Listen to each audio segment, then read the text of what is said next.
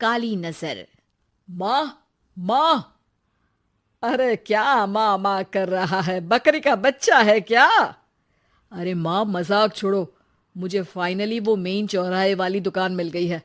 अब देखना, आपका बेटा दुगनी स्पीड से पैसा कमाएगा। उफ़ो, ये क्या? मेरी ऑनलाइन मेकअप क्लास चल रही है। इतनी जोर से क्यों बोल रहे हो आप दोनों? अरे मेरी धर्म पत्नी जी, मेकअप क्लास बाद में करना। वो चौराहे वाली दुकान मिल गई है हमको। अरे वाह!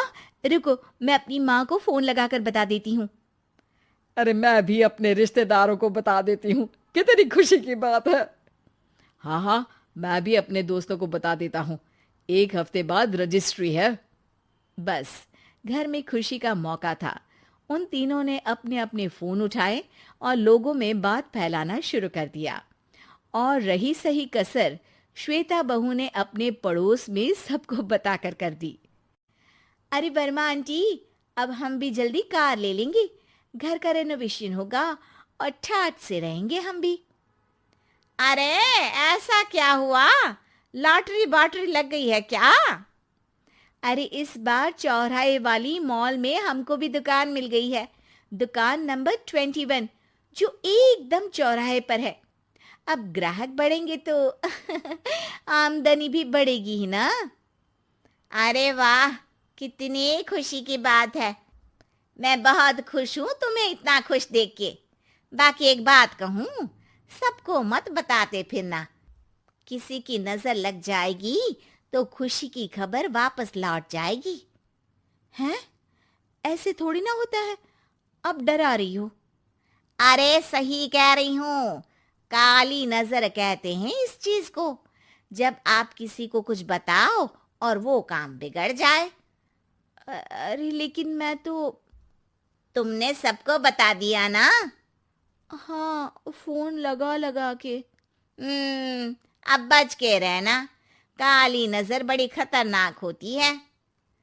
श्वेता इतनी खुश रहती है कि वो वर्मा आंटी की बात पर ध्यान ही नहीं देती, जबकि पड़ोस में और भी लोगों से खुशी की खबर शेयर करती रहती है।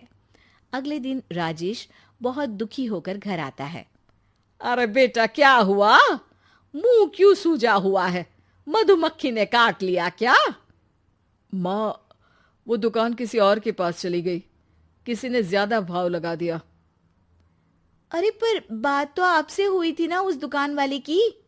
हाँ, आज मैं टोकन अमाउंट देने गया था, तब मुझे पता चला। कोई आकर सुबह मुझसे पहले ही ज्यादा अमाउंट दे गया। हम्म, काली नजर। क्या? क्या कहा? वर्मा आंटी ने समझाया था कि किसी को बताना मत, वरना काली नजर लग जाएगी। अच्छा, तुम्हें उनकी बात मान लेनी चाहिए थी। उनकी बात मान लेती, लेकिन उसके पहले ही सबको बता चुके थे ना हम तीनों। अरे अगली बार से ध्यान रखेंगे। कोई भी नई चीज होगी तो किसी को नहीं बताएंगे। तीनों कुछ दिन ऐसे ही रहते हैं, पर एक दिन श्वेता को एक मेल आता है। राजेश, मेरा ऑनलाइन मेकअप कोर्स कंप्लीट हो गया। अब मैं खुद का पार्लर खोल सकती हूँ। अरे वाह, अपने मोहल्ले में ही खोलते हैं। ये जो घर के सामने दुकान है ना, वहीं। हाँ, यहाँ सस्ती भी मिल जाएगी। अगले दिन श्वेता वर्मा आंटी के पास जाती है, मिठाई का डब्बा लेकर। अरे आओ आओ, कैसे आना हुआ? जोर से नहीं बोलूंगी। वो सामने वाली दुकान है ना, वहां मैं अपनी पार्लर की दुकान खोलने वाली हूँ। उसकी मिठाई है। अरे वाह, बहुत बधाई हो तुमको। हाँ, मैं कमाने लगूंगी तो राजेश पर पूरे घर का बोझ नहीं रहेगा ना आंटी जी। ये तो है। पर ये बता कि तूने ये बात किसी और को तो नहीं बताई ना? अरे नहीं नहीं, पिछली बार गलती कर दी थी। काली नजर लगी किसी की और राजेश के हाथ से वो दुकान चली गई थी। सबको मत बताना। चलो मैं चलती हूँ, कल दुकान की बात करने भी तो जाना है। अगले दिन श्वेता दुकान के लिए मालिक से बात करने जाती है। अरे लेकिन दुकान तो हम कल रात को ही किसी को दे चुके हैं। कल ही? हाँ, कल ही। 2 दिन बाद कोई यहाँ पार्लर भी खोल लेगा। अब कहीं और दुकान देख लीजिए। अरे पर हमको भी तो पार्लर ही खोलना था। हाँ भाई, ये एक ही दुकान है, आधी आधी तो नहीं दे सकता ना मैं। राजेश और श्वेता घर पर हताश होकर आ जाते हैं। इस बार तो किसी को बताया भी नहीं था, अब किसकी काली नजर लग सकती है। सुनो, तुमने माँ को बताया था क्या? अरे कैसी बात कर रही हो, माँ की नजर थोड़ी ना लगेगी। पक्का तुमने किसी को नहीं बताया था ना? सिर्फ वर्मा आंटी को बताया था, उन्होंने ही मुझे किसी को नहीं बताने को कहा। अरे यार, तुम भी सही हो, मेरी माँ को नहीं बताने को कह रही हो, पर वर्मा आंटी को बताना तुम्हें जरूरी लगा। अरे वर्मा आंटी ने ही तो काली नजर के बारे में बताया था ना, वो हमेशा हमारा भला ही तो चाहती है। मेरी माँ भी हमारा भला ही चाहती है। अरे पर चिल्ला क्यों रहे हो? बात नहीं कर सकते क्या आराम से? नहीं आता वो आराम से बात करना, और करना भी नहीं चाहता हूं मैं। दुकान जाने का दुख गुस्से में बदल गया था और राजेश और श्वेता में बात बंद हो गई थी। 2 दिन बाद मोहल्ले में पार्लर का इनॉग्रेशन हुआ, जिसमें मोहल्ले के सभी लोगों को बुलाया गया, पर श्वेता, राजेश और माँ नहीं जाते। माँ, अंदर आ जाओ, क्या देख रही हो? अरे नया पार्लर देख रही हूं अपने आंगन से। देखो, माँ को दूसरे का सुख देखने में कितना मजा आ रहा है, मेरा दुख नहीं दिख रहा इन्हें। यह मेरा पार्लर भी तो हो सकता था। अरे चुप रहो यार, हर बात में लड़ाई क्यों ढूंढ रही हो? राजेश और श्वेता फिर बहस करने लगते थे। तभी माँ ने दोनों को बाहर बुलाया। अरे जरा देखो तो, दुकान चलाने वाले का बोर्ड पर नाम क्या लिखा है? श्रुति वर्मा। गाड़ी निकाले बेटा, हमें कहीं जाना है।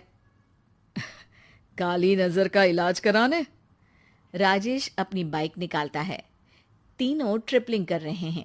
माँ राजेश को उस मॉल वाली दुकान पर लेकर जाती है जहां राजेश अपनी दुकान खोलने वाला था। यही दुकान लेना चाहता था ना तू? हाँ, पर इनको भी दुखी करने लेकर आई हो क्या यहाँ पर दुकान दिखाकर? वहां काफी नहीं था? अरे श्वेता, थोड़ा सब्र रख, अभी पता चलेगा कि हम यहाँ क्यों आए हैं। बता, इस दुकान चलाने वाले का नाम क्या है? अनुपम वर्मा। कुछ समझ में आया? वो दुकान वाली श्रुति वर्मा, ये दुकान वाला अनुपम वर्मा, और हमारे पड़ोस में हमने उस दुकानों के बारे में बताया किसको था? अब वर्मा आंटी को।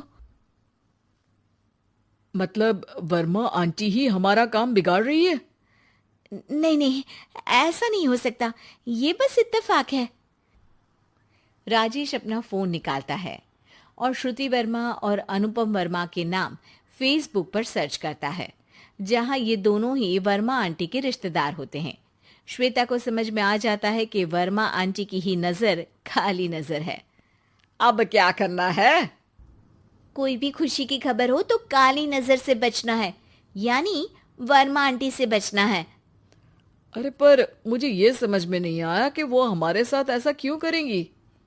अरे बेटा, एक सीख है, दूर के आदमी को आपकी तरक्की से कम परेशानी होगी, पड़ोसी को ज्यादा।